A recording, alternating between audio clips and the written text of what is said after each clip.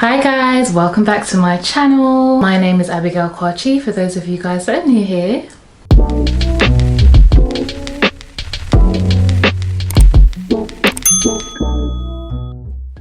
Today is a Tuesday, so I hope you have your cup of tea and you are comfortable and ready to engage in some wholesome conversation. Today's topic is going to be all about people fixing, and I'm going to be sharing some realities I had to face and come to terms with in order to get rid of that innate need or desire or craving I had to fix people. If you are a recovering people fixer, put your hands up in the comments down below.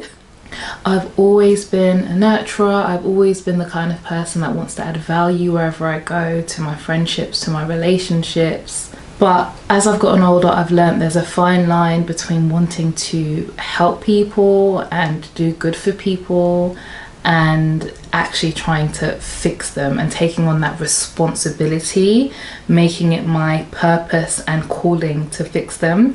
There's a difference, and I really had to unpack and explore within myself, like, why do I feel like it's my responsibility to fix people?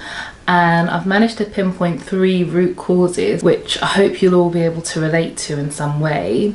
So the first thing is society, and the way we as women have been conditioned to feel like the nurturers, the ones that have to be responsible for everyone. The second source is family and upbringing. So I'm the eldest daughter, I'm the eldest of 4 siblings. I have 3 younger siblings, and so I've always kind of felt like I've got to be that person that makes everything okay for everyone. From a very young age, it was kind of drilled into me, like, yep, you've got to be responsible for everyone, you've got to make sure everyone's okay, you've got to be the good example, and lead the way and help your siblings if they go off track, which is a beautiful thing. I love being able to be an older sister to my siblings and to cousins and family that are younger than me.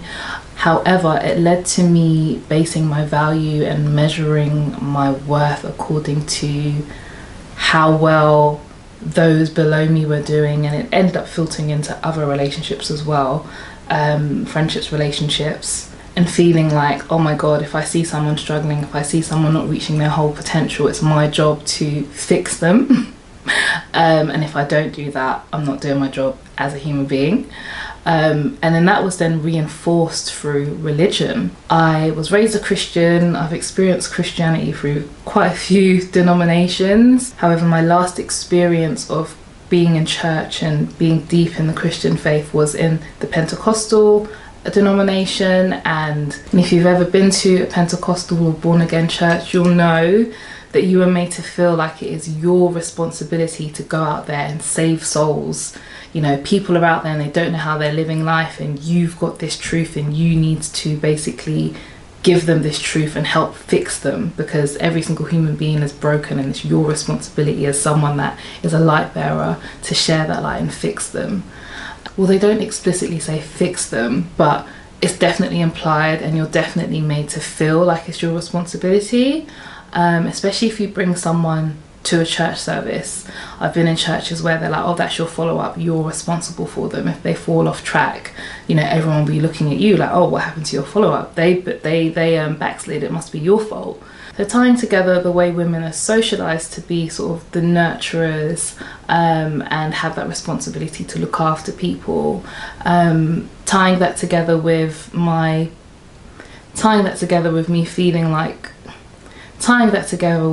from a very young age feeling like, oh my god, I'm responsible for other people, and then that being reinforced by religion. It's no surprise that I went through my early 20s and late teens thinking like, oh my god, like, if people around me aren't doing well, I need to do my best to try and help them, as if I was perfect, as if I had all the keys to life. I don't know why I felt like this. I now know that is not a healthy way to live. It's not a practical way to live. It's not realistic. It's not my job to fix anyone. And for the rest of the video, I just want to share a few truths that I had to learn the hard way. The first reality is people cannot be fixed unless they want to. So if someone doesn't want to change the error of their ways, they're not going to change the error of their ways, no matter how many facts examples, testimonies I present to them. No matter how much I show it might be hurting me, there's nothing I can do to fix someone if they don't want to change. Second reality I've had to learn is that it's actually not worth trying to fix someone if you have to compromise yourself. So even if someone does want to change and they give you permission to help them change, if you're having to compromise who you are, if you're having to drain yourself, set yourself on fire to make them warm, then it's not worth it. It's really not worth it, because at the end of the day, you can't pour from an empty cup. The third reality, which is probably the most important actually, is to examine the motivations behind why you want to fix someone. Like, why do you want this person to change so much? On the surface level, you might say to yourself, oh, well, I want them to change because I think it will be better for them. But I had to really examine my own motivations. And as I unraveled my motivations, I realized actually I want this person to change, or I'm trying to fix them so they fit my ideal. And is my ideal actually their ideal? Maybe not. Am I forcing them to act in a way that I would act if I was in their situation? Yes. But they are not me. Why am I trying to make someone act like how I would act? It's actually doing them a disservice.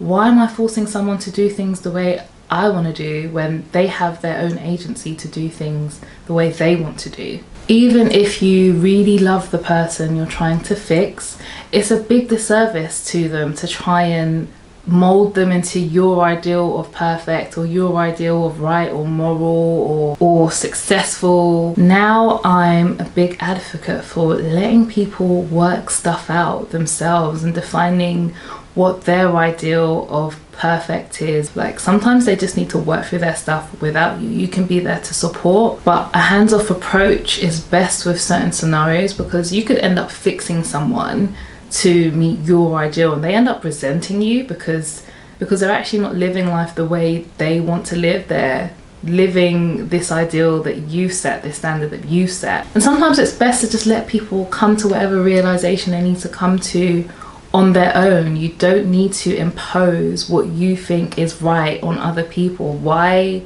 do you have a God complex? Why do you think your way is the only way to do things? The fourth reality is that sometimes people are stuck in a cycle, and unfortunately when someone's stuck in a cycle, it's actually really hard to change. I would say people don't change. If it's a cycle, if it's a pattern, they're not going to change unless they go and seek professional help, or a life-changing event has to happen. Like, they need to hit rock bottom of bottom, like the earth's crust, or a massive life event happens. So maybe they lose a loved one, maybe they get really ill, maybe they lose their job. The universe will send them something to shake up their core and make them pay attention.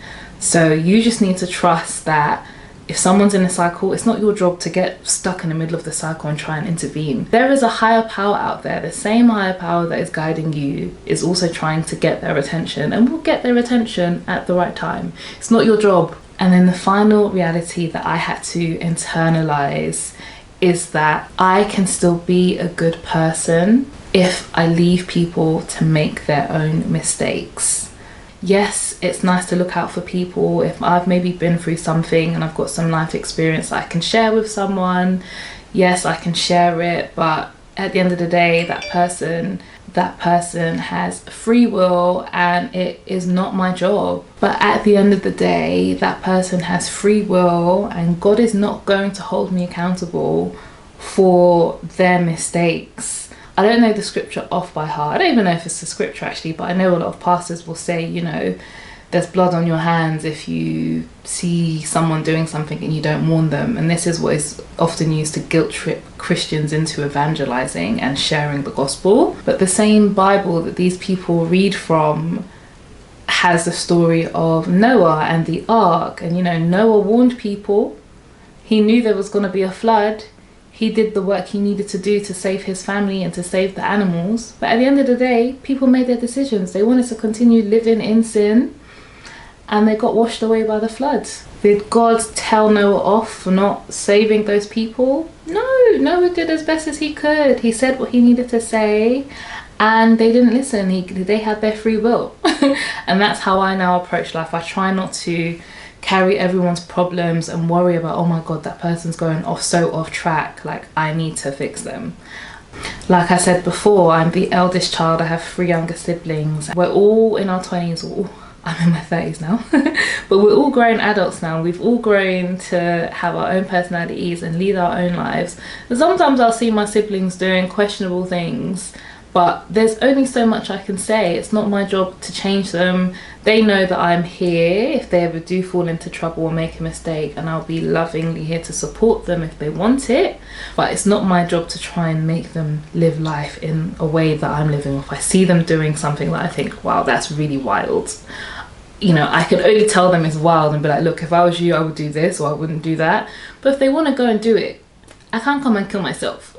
It's the same in our relationships. Sometimes you'll see women in relationships with men that maybe aren't as ambitious, or maybe have some harmful habits that are holding them back from progressing in life. And these women are here trying to fix their partners. And it's like, it's not your job to fix him, sis. If he doesn't want to fix himself, you can't make him fix himself. You can't want that more. You can't want it more than him. Also, it's like, why are you projecting how you would act, what you want, onto a grown-ass human being who also has their own wants and desires? Focus on your own wants and desires and let them work it out. It's not by force. Same with friends. Oh my god, I've seen friends make questionable decisions in their love lives, in their careers. And before, I'd really be that person spending hours on the phone trying to give them advice, trying to hold their hand and show them how to do things. But sometimes people just need to learn from their own mistakes, and you can be there to help them pick up the pieces, but you can't try so hard and invest so much of your energy trying to fix them if they're not ready to. So yeah, this feels like a short video, but I hope you found it helpful, interesting, useful. Until my next video, I am sending you good vibes, and I'll see you in my next video. Take care, guys. Bye.